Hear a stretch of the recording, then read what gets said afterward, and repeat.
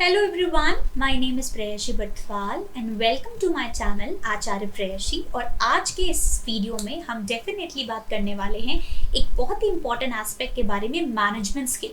Yes friends, management skills की जहां तक बात है तो हम मैनेजमेंट स्किल्स को 3 कैटेगरी में डिवाइड करते हैं, top level, middle level and lower level में। आपके एग्जामिनेशन पॉइंट ऑफ व्यू से इसलिए इंपॉर्टेंट है कि एटलीस्ट 1 क्वेश्चन यहाँ से हमेशा पूछा जाता है। बहुत ही छोटा सा, बहुत ही प्रिसाइज सा टॉपिक है। 1 मार्क्स आपके एश्योर करा देगा for your NTA NET JRF June 2020 examination, right? So let's quickly get started.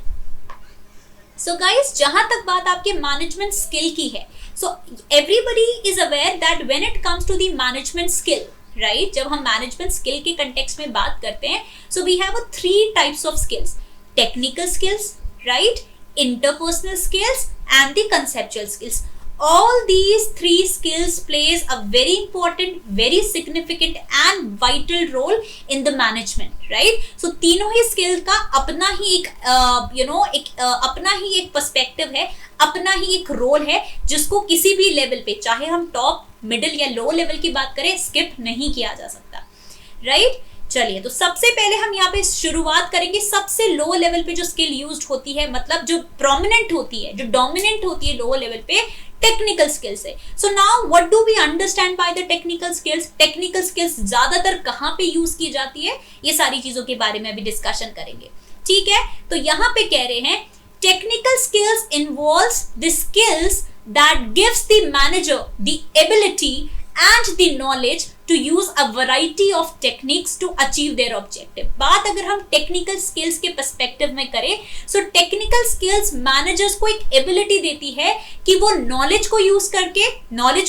कर सके, वैरायटी ऑफ जो टेक्नोलॉजीज हैं, वैरायटी ऑफ जो टेक्निक्स हैं, उनका यूज कर सके, ठीक है? तो वो टेक्निकल, जब हम अपनी नॉलेज का पूरा यूज करते हैं, ऑप्टिमम यूटिलाइजेशन करते हैं, हम जितनी भी टेक्निक्स हैं, इक्विपमेंट्स है, टूल्स है, उनका 100% यूटिलाइजेशन करते हैं अपने गोल को अचीव करने के लिए, so that will come under the category of the technical skills, ठीक है?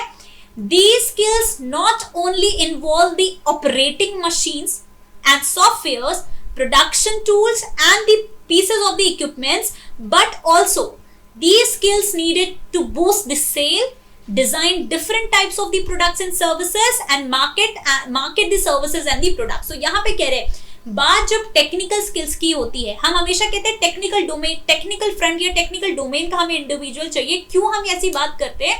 क्योंकि that person is very well versed, the person has 100% expertise on that technical front. तो यहाँ पे कह रहे हैं कि टेक्निकल स्किल की जहां तक बात है, उसका जो स्कोप है केवल वो मशीन्स को ऑपरेट करना, सॉफ्टवेयर से डील करना, प्रोडक्शन टूल्स से डील करना, या इक्विपमेंट्स के पीसेस को कलेक्ट करना, या इक्विपमेंट्स में काम करने तक ही सीमित नहीं रहता है।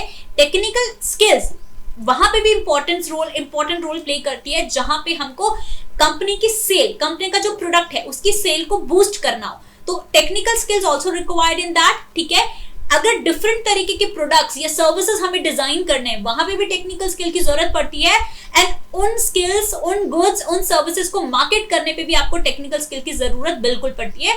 So all these things will definitely come under the parameter of the technical skills. Next we have the conceptual skill. अब कंसेप्चुअल स्किल्स क्या होता है, ठीक है? किस लेवल पे ये ज्यादा चाहिए होती है? सो यहाँ पे कह रहे हैं, these involve the skills of the manager present in terms of the knowledge and ability to abstract thinking and formulating the ideas। यानी कि conceptual skill, something related to your intellect, something related to your mind is very very important, where people really need to go for the rational thinking, abstract thinking, जहाँ पे दिमाग का काम बहुत ज्यादा होता है, where people really have to formulate the policies, the ideas within the organization, the strategies, so that will comprises the conceptual skills। फिर बात कर रहे हैं, the manager is able to see an entire concept, analyze and diagnose a problem and find out the creative solutions। आप जहां पे आपका conceptual mind लग रहा है, तो वहां पे एक मैनेजर क्या करता है, वो प्रॉब्लम को आइडेंटिफाई करता है, प्रॉब्लम को डायग्नोज करता है, और फिर उसके लिए करेक्टिव और क्रिएटिव मेजर्स लेके आता है, how the problem could be solve permanently, ठीक है? This helps the manager to effectively predict the hurdles in their department or the business as a whole many of them can face. तो यहाँ पे कह रहे हैं कि ये skills manager को एक बहुत अच्छा एक ability manager के अंदर डालती है कि वो जो भी डिपार्टमेंट्स, जो भी यूनिट्स, जो भी सेक्शन में जो भी ऑब्स्टिकल्स हैं, जो भी हर्डल्स हैं, उनको कैसे रिमूव किया जाए, कैसे बिजनेस को बूस्ट किया जाए, बिजनेस को एक अच्छे मुकाम तक पहुंचाया जाए, और जो भी हार्डशिप आ रही है उनको कैसे दूर रखा जाए, उस पे फोकस करता है. ठीक है.